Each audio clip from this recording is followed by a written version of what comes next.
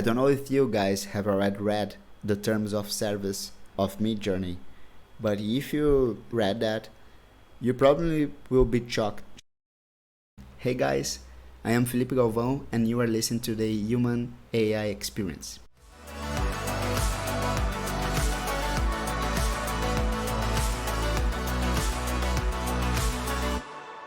On today's show, we have a special guest. He is a managing partner of Pé Grande, a multidimensional creative studio specializing in animation, illustration, and digital art based in Porto Alegre, Brazil. Graduated in visual design with an emphasis on marketing from ESPM Sul, postgraduate degree in digital game development from PUC-RS, and a summer course in innovation and futurism in IED Barcelona. He's also a teacher at Universo Expandido and PUC-RS, inspiring new generations of creatives, and manager of the Nimbo CG project, which aims to strengthen the community of computer graphics artists in Brazil. Without further ado, Felipe, welcome to the show. Hello guys, always a pleasure. Listen this introduction like actually I look more important than I really am. Oh, it's nice. Can you introduce yourself to the audience? Just talk a little bit about you. Yeah, for sure. So I started on the animation market around 2010, maybe. Yeah, I think that's it. And then I was like totally immersed in on the creativity marketing, you know. After I graduated on design, I started to enter on the audiovisual market, and then I started this project that you said right now, CG, and man, the story basically is this project started to develop in my entrepreneur aspects, and then I found with my business partner Gabriel Vedana this animation studio called Studio Pé Grande. So basically since 2010 I was always on the creativity marketing, you know, doing animations and doing projects for the advertisement market. So can you tell us a little bit more about Nimbo CG project? What were you doing there, and why Definitely. It was so inspiring for you? Sure. We started Nimbo because I don't know if you know that, but artists, they have like I am talking this back to 2010, okay? Right now, nowadays is not this way that artists behave. But back then, we don't have like so much network on this market, you know. They artists started to develop like their expertise on painting, on illustration, on 3D modeling, but don't develop like the social aspect of it. I was working on the marketing for 2 or 3 years, and I didn't meet any artists on Porto Alegre, for example. So Nimbo started for this reason. We want to know other people, you know. We needed to develop this network for artists. So this was the main objective of this project. We started to connect those artists and started to develop this network to change experience and make the connections, right? Yes. So right now we have like a lot of social media apps, so we don't need like this so much as we need back to 2010. So right now Nimbo works to how can I say that, to improve like the Brazilian arts on the market. So we just launch and we put like the Instagram for the artists to show their project, and the content nowadays is basically like more theoretical, like for art. Yeah, it's more like this. It's more theoretical and to show Brazilian works and Brazilian projects on it. Yeah, so I can imagine back then, like with the missing a lot of those social channels to do networking and to meet different people and then learn from that. It was kind of hard. So it's really cool that actually started an initiative to do that and gather all these people together, right? Yeah, we knew each other. I remember that was basically when we was ending this project on this kind of stuffs, like we was ending this need create this network for Nimbus AG. Like we knew, I remember we knew I think 2014 on a gaming event, and back then Nimbus was almost done with those necessities, you know. So that event actually was how can I say that? Was we trying to renew like the brand of Nimbus CG, you know? So basically was that Nimbus CG was over with this attempt of create this network, because the market actually didn't need anymore. Yeah, so basically the technology caught up and you were connected anywhere. Yeah. Yes. Cool. Definitely. What made you start your own animation company? Oh, this is good. Yeah. Right now, I am director and owner of Pé Grande Animation. So this is a business that we have for 10 years right now. So was founded by me and Gabriel Vedana, that's my business partner, and both of us are directors and owners of it. So the fact is, we worked on animation market since 2010, as I said on the beginning, but back then we thought that to have like this kind of project on Brazil, you know, this kind of art here, like animation project in Brazil, you need to have like, man, much more. I only say the bad word for it. Just let me try. Like I was. You can say like, it. Don't worry. Yeah, I can say like you need to have balls like for it. You know, you need to go for it. You need to want to expand. You know, and Porto Alegre is like a tiny city from the south of Brazil. So the marketing is extremely, small.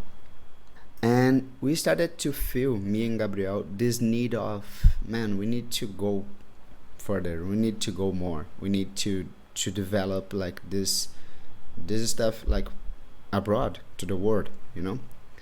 So when you started to feel this thing, man, you need to have your own company, you know? You can't do this working for another company, working for another studio. Because this is a feeling of an entrepreneur. Like, it's not a feeling for the artist. It's like a feeling that, man, I need to go further. You know, we need to go for it. So basically, this was the main fuel to ignite like this business, and actually is doing pretty well. We are right now in Brazil. For you to have like a business for 10 years, this is definitely a success. You know, there is a lot of issues to have a business here, like a lot of taxes, a lot of struggling thing. I will not even enter on the toxic place that is advertising marketing here in Brazil, about schedules and about budget. So I not say that. Uh, but you need to go. You understand? So basically, this was the main intention to have like Pé Grande alive. You know? Can I ask you something? Like, I really like your work. I think it's really professional, and we can see that the quality is like super high. You know, so you had a Thank you. really good product. Do you work? You said that you're working not only in ours. We are both from the same city. We're both all of us from Porto Alegre. Do you work nationally and internationally, or is your market focused in Brazil? No, we are from the world right now. We work for any country that we can do. You know that we have already worked for China, for Jamaica, for Germany, United States, Argentina. Man, we go abroad. It's not only for Brazil. Because of this, if you only stay on Porto Alegre, for example, it's not that you can't have a business here. Definitely you can, but you will reach like a level that you can go for it. Like the kind of animation that we do right now, that is basically a triple A animation with a high standard quality, you can't do here on Porto Alegre, you know, because the budget don't reach this kind of quality. So you need to look for it. How many people are in the studio working right now? 20 right now. Oh, that's really cool. And I've followed your growth as a company because we know each other for quite a long time. Yeah, so I'm nice. really happy to see that you're, that Pé Grande just reached this level, and I mean, well deserved, because you put up a really, really good work. Tamaringo was our first project. Yeah. For you that are listening, you are basically on, like, you don't know what we are talking about, but Tamaringo was a project that Daniel has about a game, right? I think that's it, right?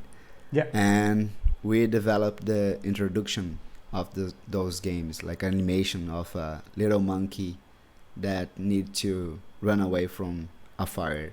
I think that's it. This is the story, right? Yeah, exactly. I'll put a link on the show notes for people to see. It's a very cool animation.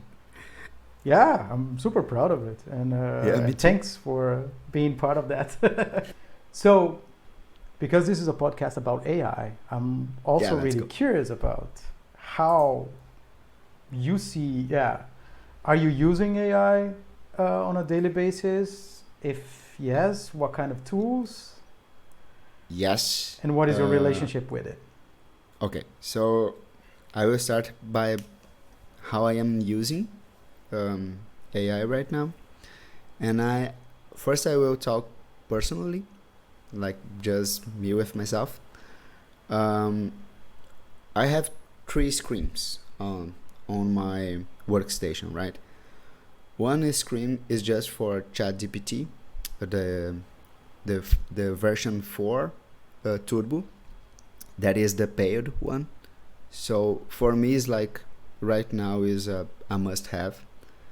It's crazy because right now I don't see myself without it. It's really strange because I didn't have like ChatGPT 4. I have like for 2 months, like the paid one, like the 4 Turbo, and it's totally addictive.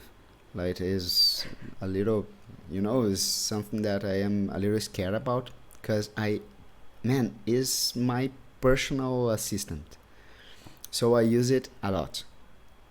I used to give like insights as a director for Pé Grande. I use a lot like the image generative technology. So MidJourney, Comfy UI, DAWI, Stable Diffusion, all these tools I use to try to improve my feedbacks and try to visualize what I want to do. You understand? So these tools I use like a lot. And Studio Pé Grande, like Pé Grande Animation, right now use a lot of image gen, like MidJourney and Krea. I think this is the app. Yeah, Krea is a image enhancer that can enhance the quality of your image. So basically, we use MidJourney and Krea to start the pre-production. We don't use as our main delivery. We don't use like MidJourney as a delivery, but we use to start the pre-production. We have like some insights. We can pick like some ideas, and we started to make like a collage. Yeah, collage. I think that is a montage. Yeah, perfect. This word actually works better. And then we started to improve this potpourri, and we have like the pre-production. But you ask for my relation with it, and right now I think my relation is extremely extremely complex, because at the same time that I have good feelings about it, I almost hate it. It's like it's really difficult to me to understand what is my feeling about AI, because we have like a lot of ethics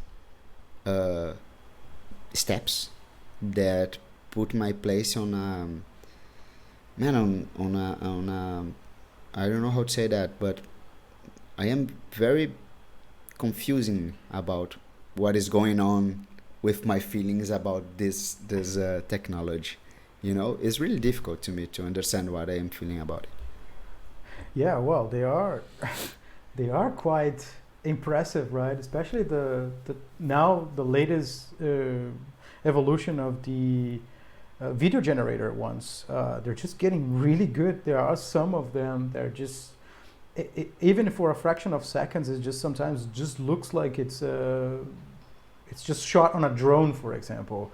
It's getting pretty good. So I understand, the feeling, right, of feeling a bit maybe threatened, or at least okay, what's is this gonna be generated like that maybe? Yeah, my main feeling about that, and this is why I have this duality of it, is that you have all these amazing images and this amazing technology that is started to be really scary about the place that we are going to with all this. You can do like a full animation in 5 hours if you want to. I sent to you the study that I did. I did that on 5 hours with like okay, I use it like MidJourney. I use a lot of tools, but I did in 5 hours like a minute animation. This is impossible to do on the marketing if you put like artists to make it. If you put like a whole studio structure. Tato? Felipe, so the video that you were talking about is about the monk that you created and shared on LinkedIn, is it? Yeah. That video. Can you explain a little bit how was your process doing? We can attach in the show notes here the video, so people definitely can see what you're talking about. Definitely, I can talk about it. Well, this is a good question, because this will like this will make like more understandable my confusion about my feelings about AI, because the main idea of this animation, if I can call it animation. I don't think that is animation, but the main idea of that video was an idea that I had, like, man, on the university, you know. Man, was long time ago that I have this idea that, man, it would be nice if I have animation of a monk that was banished to the hell, to the seven hells, and then the monk started to fight with the hell bosses and started to climb the hell levels, and on the end the monk discovered that actually he liked all the fights and all the killing, and then he realized that maybe I am the seven bosses of the hell, you know. So this was an idea that I had, man, a long time ago, and I never had the chance to produce it because it was extremely difficult to produce. You need to have like simulation, you need to have like a full animation, we need to have like environments on 3D. This is actually a extremely high budget animation to produce it, at least the way that I want to. So this month I started to study Runway, the video generator, and well, let's try to produce like the seven house video on this tool. And then I started to develop the main images of the animation on MidJourney, and I found like the main character that I want, like I found the monk on MidJourney, and then I started to produce the other shots only on MidJourney. So I had like 3 or 4 main images of it. Then on MidJourney, on Runway, I did a image to video. So I put the image and I prompt the camera, and I prompt like the micro facial expressions, and then I had the video, right? So with that, I started to post production on After Effects, and I emphasized like some expressions on post production on After Effects. I did like I did like a lot of things on After Effects. It was not only AI, you know. I put like my hand on it, I work on it. Then when I saw the first pass of the video, I needed to explain the whole story. So the beginning of it, the whole Egyptian part, I did on DAWI, on ChatGPT actually, because it was very easy. You know, you just needed to say, "Hey ChatGPT, I need this," and then the ChatGPT generate all the beginning, the introduction. Then I go with MidJourney and Runway, and the audio that you have, I produce on Suno. That is a prompt to audio, and how can I say the voice? The voiceover? The voiceover was Narrator's produced. voice? Yeah, was produced on Artlist. That is pretty good, actually. It's pretty good. So basically, this was the man making of Seven Hells, you know. Yeah, if you would like to quantify how long would it take and how many people would it take if Pé Grande would do that animation, can you give an estimate just for us to compare 5 hours versus? Man, a lot. Months and months and high budget. I think maybe work on, if we receive like this video as a briefing to produce, I would estimate like 5-8 months of production. like, but I am definitely, I am sure that the result would be much better, much better. Probably you can reduce this estimation. Like I will like going high on the estimation, but probably you can go maybe 4 months, you know. But that is a lot of simulation, and this always have issues on the production stage, you know. Yeah. And for example, this do you think this could be the new storyboard way, or something that you can, for example, use just to as an ideation to sell to a client, for example, then you can do in 5 hours something to just This sell the. well, this is one of the problems that I have with AI, that it's too easy to produce something. Like it's too easy to produce anything. It's too democratic, the technology, right? So this is already happened, Matthew. We receive like a lot of briefings with a MidJourney image that is amazing, like high standard, with amazing hair, and oh my god, this is what I want. Now you needed to produce it. Man, this is extremely expensive to produce it. You can't do this, you know? So this is something that is starting to go started to be extremely natural on this time. We receive like a lot of briefings with MidJourney, with Runway, and you needed to code something that is almost impossible to realize, you know. So it started to generate like frustration on the client. It started to generate frustration on the audiovisual studios, because we are almost how can I say that, we are putting like the bar too high on a realistic budget that the clients have.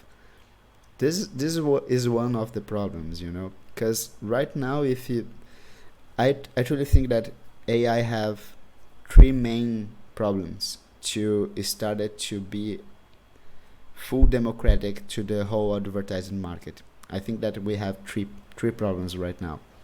The first one is control. The second one is consistency, and the third one is regulation. So this first two, the control and consistency, you already can like have on AI. If you work on Comfy, for example, you can have consistency and you can have control. But Comfy is not a beginner tool for play with, you know.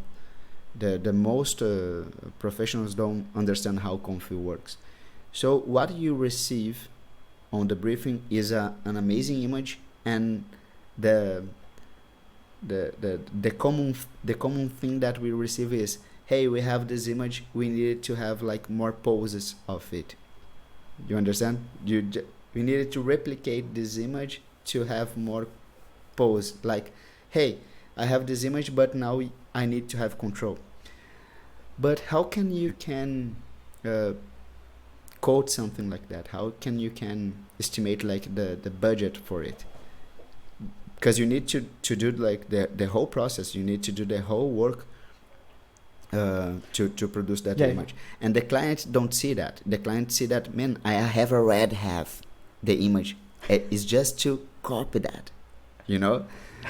Yeah, it's basically like there's a lot to unpack here, because I think it's quite interesting what we're coming into. But so basically, AI is basically ruining expectations of clients of things Definitely that are possible to actually execute, and then they come with something that it's generated by these tools, and they are asking for you to just take that and turn it at 360 or make Definitely. it dense, but they don't acknowledge that that's just basically a flat image with pixels. That's not a 3D model, it's not rigged, and etc. So there's a lot of work that needs to be done for that to be actually turn into a real production piece, right?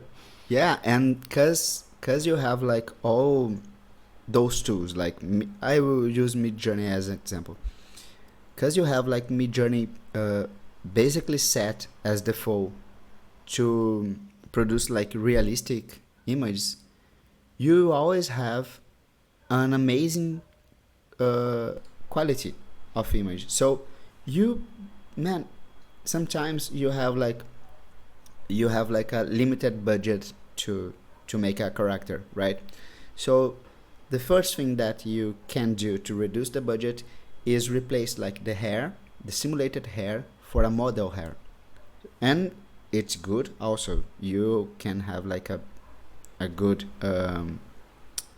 character with model hair. But MidJourney will always put like the simulated hair, always put like a perfect hair, and this automatically increase the code, like the budget, the price for it. And how can you can explain that to client that have with a high expectation on the project that they already realize and have the full image on the screen is extremely complex, the way that we are going to with AI, you know? Yeah, I'm an architect, so I work a lot with 3Ds, and it's I work a little bit with Confi AI just to try, you know, the Stable Diffusion and everything, and the kind of images it generates, as you said, like it can create high expectations. But the project is way more complex than just an image. So, for example, if you see a facade and the context that is generated, it's totally different from what you need to do it in the background, you know. So you need to do a lot to transform that in reality. And I know how a struggle can be, like to do a character, you know, on 3D from an image. It's Definitely is extremely complex. It's not so easy, you know. There's a reason why visual effects for movies just takes most of the production time, right? Because it takes a lot of time to do these things. It takes a lot of people. It takes a lot of skills, and so it's interesting. Computer machines. Computer power, you know, to, for example, the hair, as he was simplifying. The hair, probably you have many different. If you have a realistic hair, every part of the hair needs to move. You have a lot of guides. Yeah. Wow, it's there's a big gap between, you know, getting a static image and expect that to turn into something that it's not, right? Yeah, you know what I think that is going to happen. I think that when we broke like those three barriers that I said, like when we broke the control, consistency, and regulation, I think that the small business started to produce like a lot of images, like tons of it, a lot. Like you will enter on the market, man, Father's Day, MidJourney, you know, Mother's Day, MidJourney. And I think this will happen like a lot.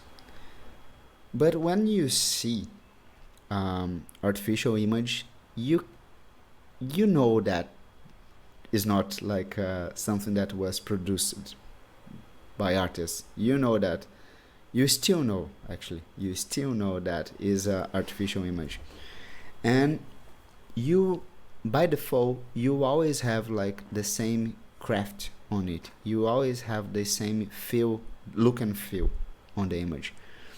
So I believe that in some years we will have like the same place for whole business. Like, how can I say this in English? Let me just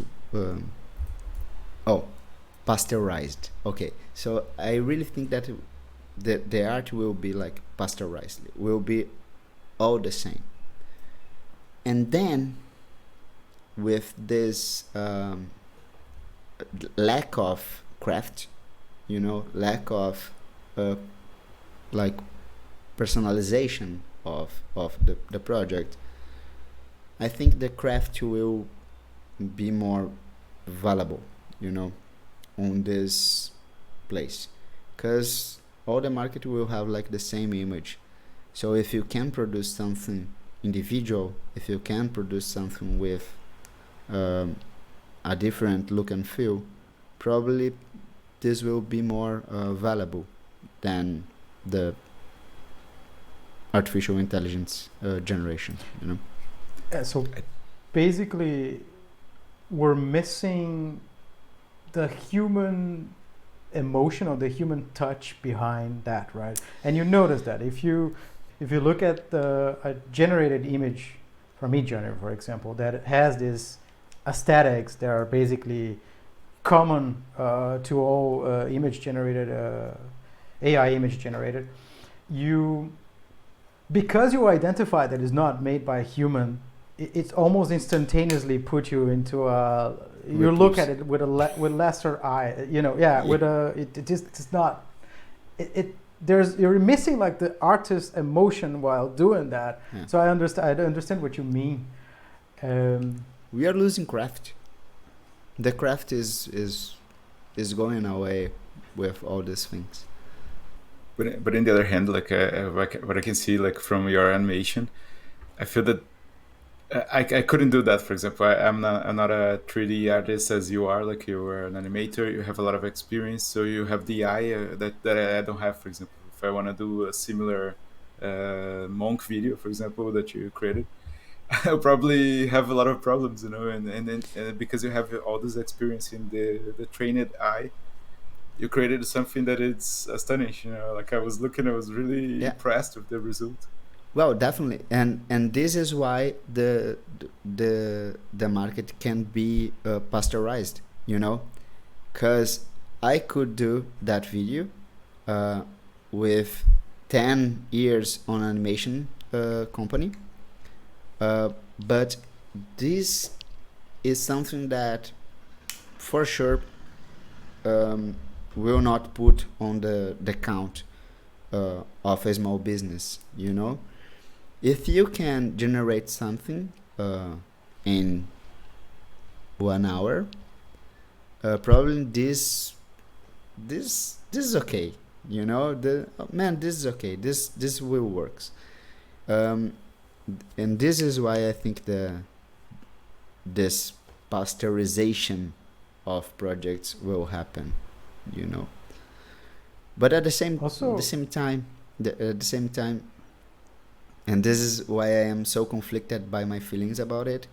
At the same time, this technology gives you the power to realize like creations that you couldn't realize before, So how can you deal with that? You have the power to improve like the creativity of yourself, but probably causing problems to the future. So it's a really conflict that you have on this stage, right? Yeah, it's a bit of a paradox. Definitely. Because at the same time, there's a lot of talk about AI democratizing creative art or creative works, right? So like you said, maybe it would give somebody that only has an idea but don't have the budget or will ever be possible to actually realize that, and then all of a sudden you can. I mean, there's a lot of limitations. The result of the experience and having an eye for it will also determine the quality, but at the same time you could basically create something, right? Yeah. It gives access to more people, and maybe with time, more people will also value that more. And the paradox actually is more complex than that, because you have all the database of those generator of those AI gens. All the database was not regulated. All the database was in a dirty way, like was robbed basically, right? So you have like the artists that generate the artists that make like a good illustration, put on the internet. Then you have like those tools that pick that illustration, put on the database, and you have like the client generation, like the same art, basically the same art of of that guy, for free. So the paradox for me started on that point.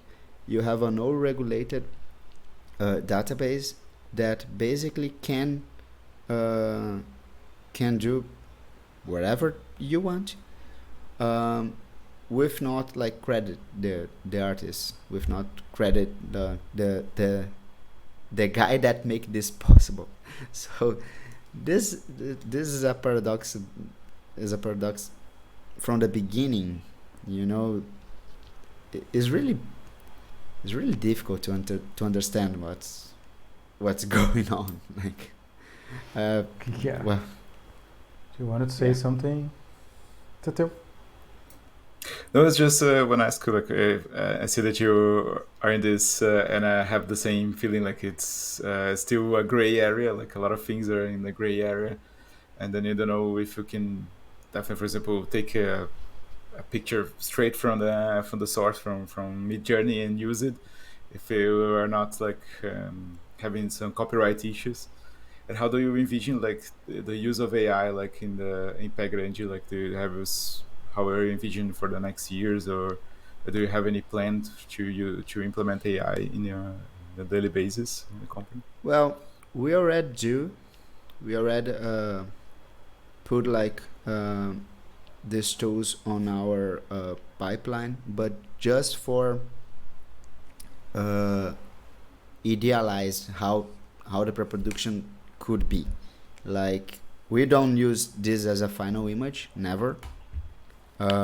We have like a lot of, we use basically MidJourney as a reference uh, tool. Like, instead of look for images on Pinterest or Google, we started to generate like a lot of images on MidJourney to make the search of for reference more easier. But we don't use this as a final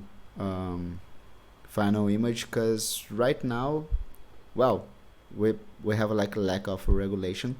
So this is something that make it possible to those tools to make the database the way that they want. So the lack of regulation make this possible. But in the other hand, the lack of regulation put the whole market on this gray area that you don't understand what is possible to do or not. I don't know if you guys have already read the terms of service of MidJourney, but if you read that, you probably will be shocked about what they put on terms of service. Basically, you don't have you don't have copyright of anything that you create on MidJourney. All the copyright is from MidJourney. So actually, how can you deal with that on the professional market, right? How can you put like the final image of MidJourney on the on an outdoor or something like that? Because the copyright is not yours. This is not licensed. I don't know. I don't know. And it's actually shared with everyone, isn't it? You can, if you enter in the website, you see all the Yeah, images generated by yeah, us. it's shared. You can remix the image. You can do whatever you want if you paid for it. If you paid, I will use an example that that happened a few days ago here on. Okay, I was to a market and was Father's Day, and the image was clearly generated by MidJourney. Clearly, man, it's extremely easy to take a picture of that image, put on your browser or something like that, search for this image on MidJourney database, and you can use it. You can remix, you can do wherever you want, and that, man, you agree with that when you checked the terms of service for MidJourney, you know.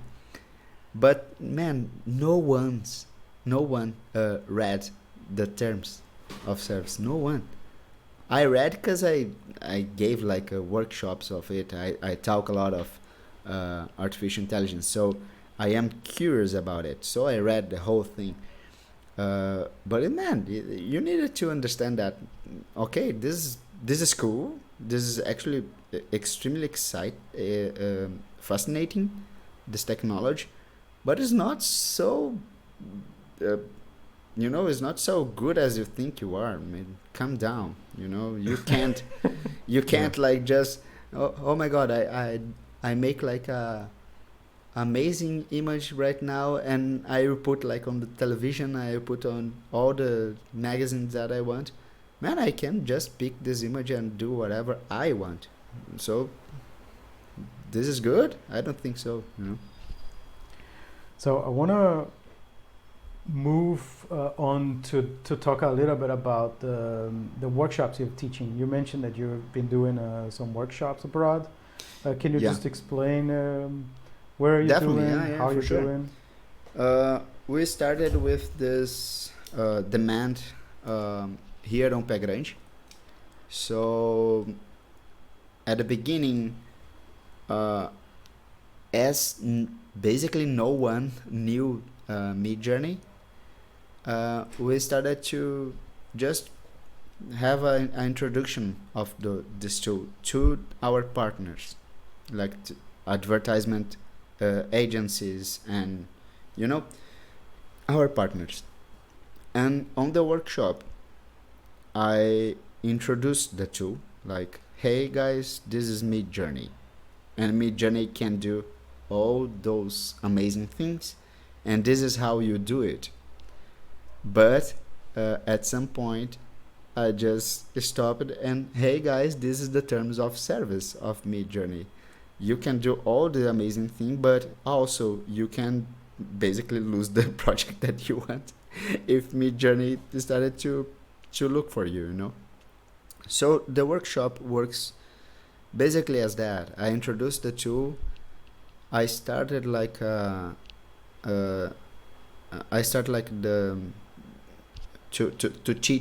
teach how can you create something on MidJourney, but I put like the cards on the table. Like I explained that this is how they deal with the project that you are creating.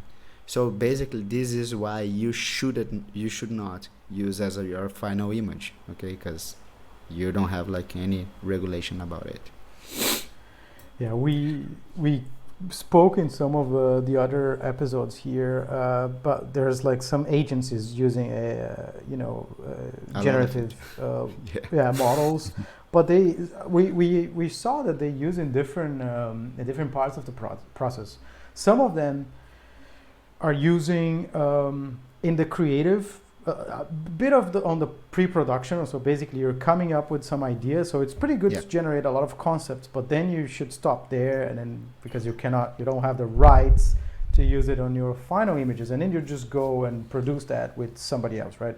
But at least it gives you some idea on at least on the conceptual side. And some other cases people are using in the research phase, so trying to summarize, collect information, generate mood boards and so on.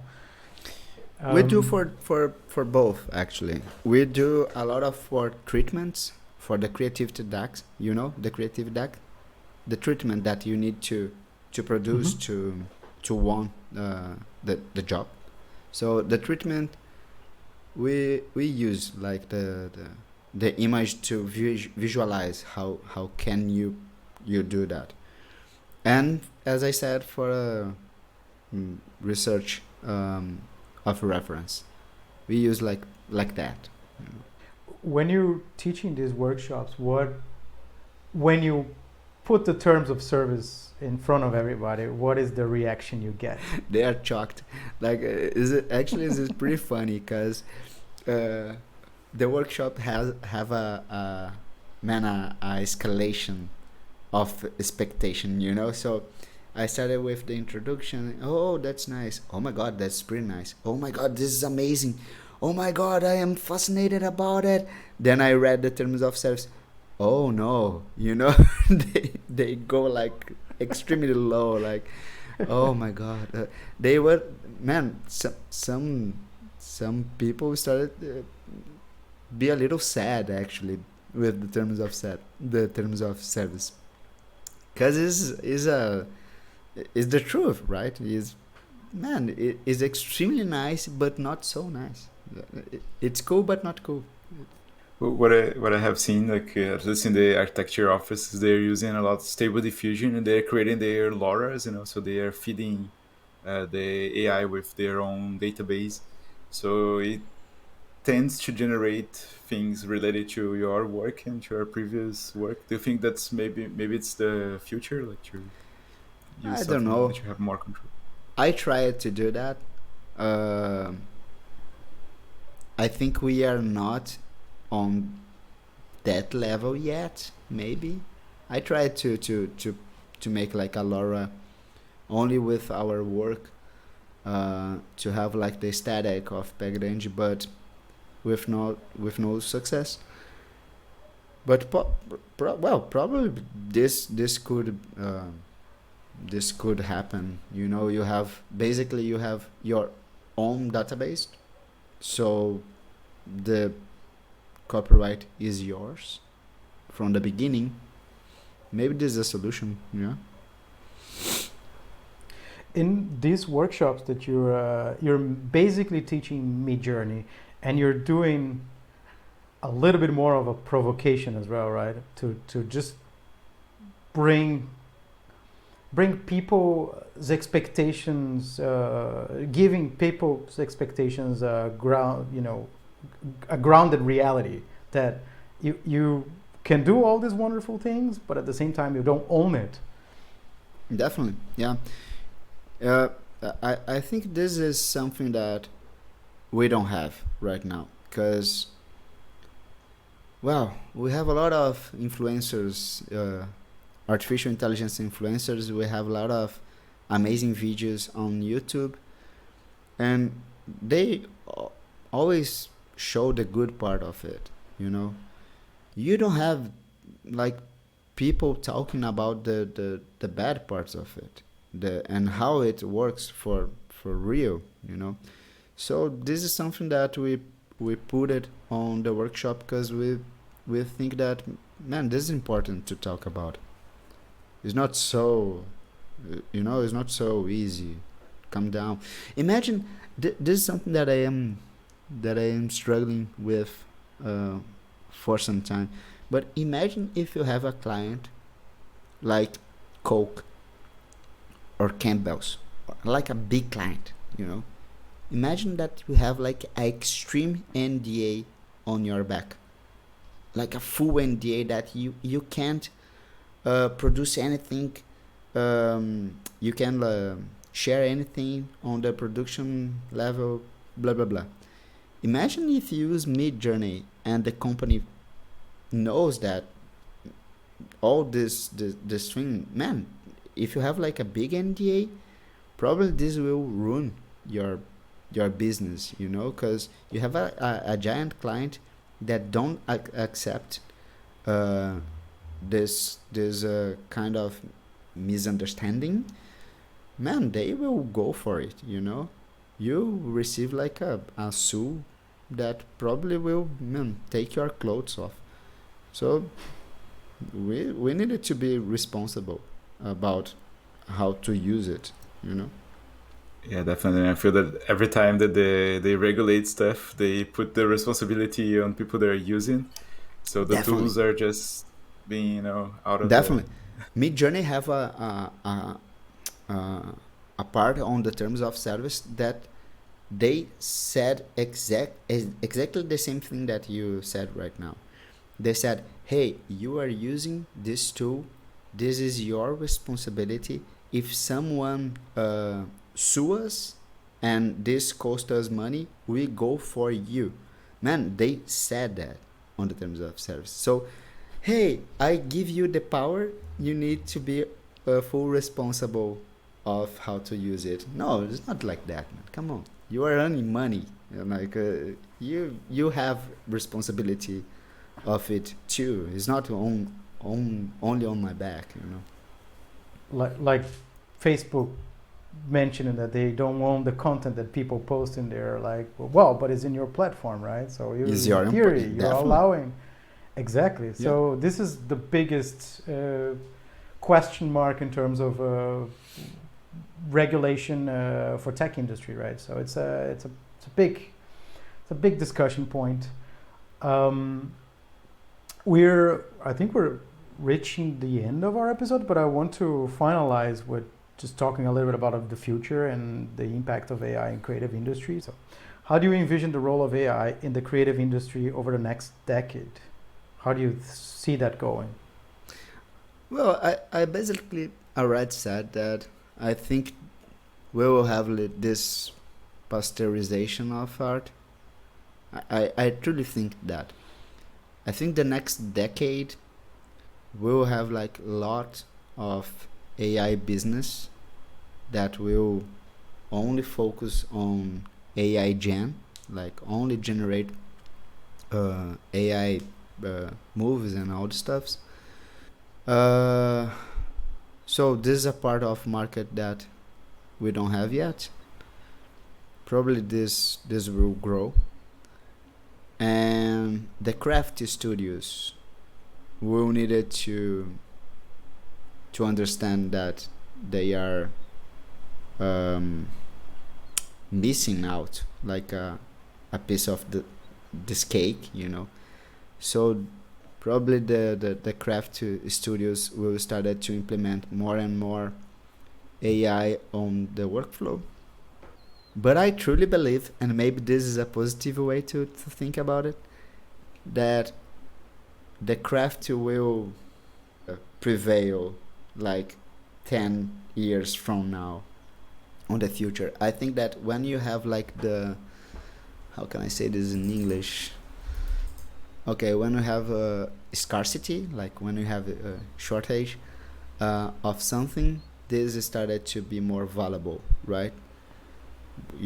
So if you have like the scarcity of craft, probably this started to be more valuable on the future.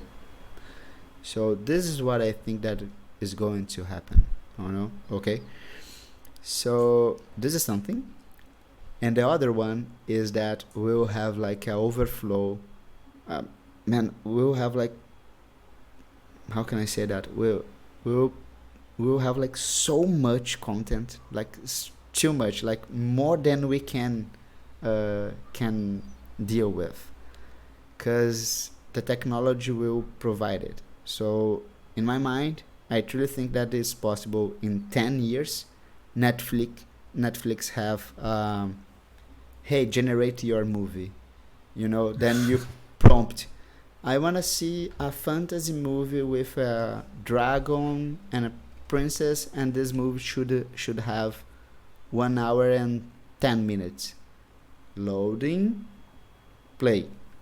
I think this will happen too. So you have like too much content, like so much content, that probably you will create like a repulse of something like that. Man, this is too much, come on.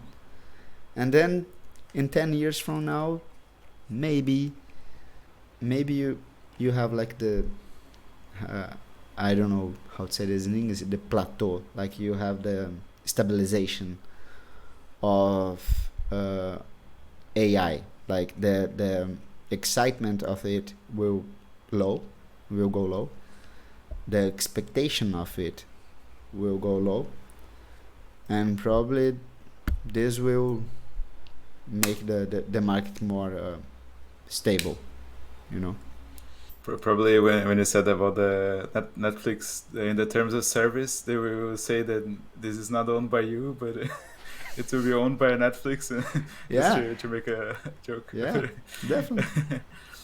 And but I do believe in what you say, and I feel that even though we have a lot of technology, the craft or the curation, the artists will be unique, and what we generate with AI is always the past, so it's not nothing new. So the new ideas will always come, and be different in a way. So I think that the differentiation will always win, let's say. Nice. Yeah. I share the same. I also believe that we're gonna have like a standardization, like you said, pasteurization of the whole visual style. Everything is gonna look the same, and then suddenly it's gonna, real or not real, but like art made by humans, the whole craft will get back to it into the spotlight, because that's where you can actually shine. And I think you can make a parallel with the art world, right? So if you think about that, an artist have two ways of monetizing their work. They can sell a print or like 100 copies of the same artwork, and then they can sell the original. The original will always be more expensive because there's only one. The copies it's mass product, so you cannot charge the same as you charge for the original artwork. So I think at some point we're gonna get to that. People will start valuing what is not randomly generated. Yeah, but that's my scarcity. Assumption, right? Exactly. Definitely. Exactly. Yeah. And another view, I think the tools, they can help, like for example, if they're implemented like Photoshop, they created their own AI, so you can improve the work that you're already doing. So I think that more and more the softwares that we're using, they will include more AIs that will make our work better in that softwares. So I think maybe that's one of the pathways of the future, like not only like generated in the tool and then passed through another tool to animate it and stuff. So This is something that I am a little afraid of, actually, because at least in Brazil we already have this kind of behavior on advertisement market that the schedule is always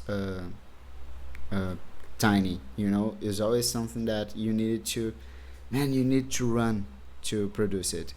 So this is something that I think that will be worst on the futures.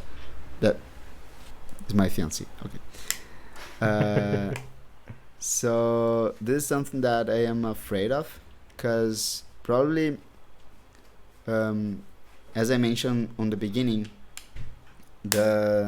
I think this word don't have in English, like the sobrinho, the son-in-law, nephew. I think it's nephew. Yeah, no, the nephew word happened, Yeah. but the thing that happens on Brazil, that hey, my nephew can do this. Why you are doing why you are doing this so expensive? So I believe that this will happen much more. Like, man, I produced this image on MidJourney in 5 minutes. Why you are why you put like this 3 months of production? So I think this will start it from now on. Like this year will start. So, and this is only possible because you have this democratization of those tools. But wow, I don't know. That's it. This is a pretty much cultural thing. Like it always happened like that. It's extremely when you were cultural. telling I truly believe that this is something from Brazil. I think abroad they don't have like this culture that we have here. Our Brazilian listeners will definitely relate to it. Definitely. Yeah. To wrap up, I would like to just finalize with just what advice would you give to creative professionals who are starting out now or who are hesitant to work with AI or Man, go for it. Like started to understand. You don't need to like AI.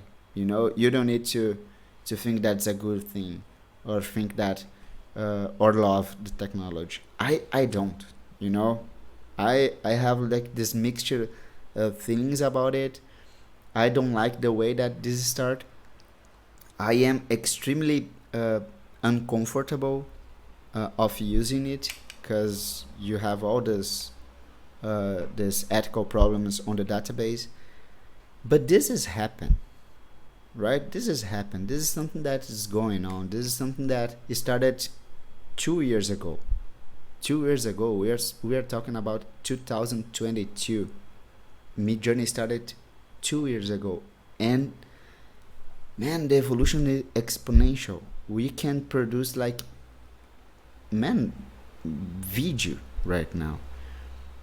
So you needed to understand that this is happen. Like, this is something that started to be more and more reachable to everyone. So if you don't understand, if you don't study about it, at some point you will miss it. You know, at some point you will be like, oh my god, how can I compete with the same guy that understands this technology? If I am an artist, if I am an art director, okay, how can I compete with the art director that use MidJourney on the workflow? It's almost impossible. You can't. Like, you don't have arms to do it. You don't have like the same how can I say that, the same flow that the guy that using something that generate an image for you. So, man, even though you don't like it, you needed to study it. I truly believe that. I think we're in the same page. I think we created this podcast to kind of demystify this, to people do not be afraid, because yeah, as you mentioned, like, it's happening. So It's we need happened. to understand and make it use the best way possible, to embrace somehow, and then try to make our workflows better and more efficient. So I feel that we totally agree with this, with your statement. awesome. So, Felipe, thank you so much for joining us here at the show. Where people can find you online? Well, you can track our work on Instagram, Pé Grande Animation. So this is probably the main social media that I have. But you can track me myself on fgalvs on Instagram, or Felipe Galvão on LinkedIn. I pretty like LinkedIn, so I use it a lot. And if you want like some art, or if you want Brazilian art, you can go to Nimbu CG on Instagram.